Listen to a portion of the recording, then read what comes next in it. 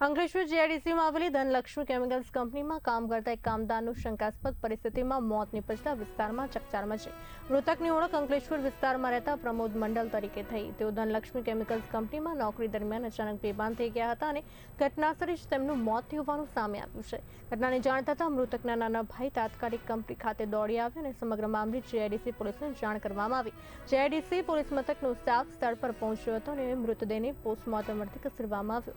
હાલ પોલીસ દ્વારા મોતના કારણ અંગે વધુ તપાસ કરવામાં આવી રહી છે। બીજી તરફ મૃતકના પરિવારજનોએ આ ઘટનામાં ન્યાયની માંગ સાથે 30 લાખ રૂપિયાનું વળતર માંગ્યું છે। જો કે કંપની તરફથી સરકારી નિયમો મુજબ વળતર આપવાની ખાતરી આપવામાં આવી હોવાનું જાણવા મળ્યું છે। પોલીસ તપાસ પૂર્ણ થયા બાદ જ મોતનું સાચું કારણ સામે આવશે।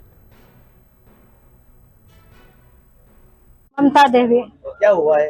उसका कुछ नहीं हुआ था, खाना पीना खा के ड्यूटी पे आया था। कौन सी कंपनी को? धनलक्ष्मी केमिकल। बाद में क्या हुआ? बाद में कुछ नहीं हुआ, फोन किया था तो उसने फोन नहीं उठाया। मेरे को फोन किया था तो मैं की कंपनी पहुंच गया अच्छे तरह से। फिर उसने 3 बजे लगभग फोन किया तो मैंने सोया हुआ था सर, नहीं उठाया। फिर मैं अपना देवर को फोन करके बुलाया कि वो नहीं भैया उठता है, वो आ जा।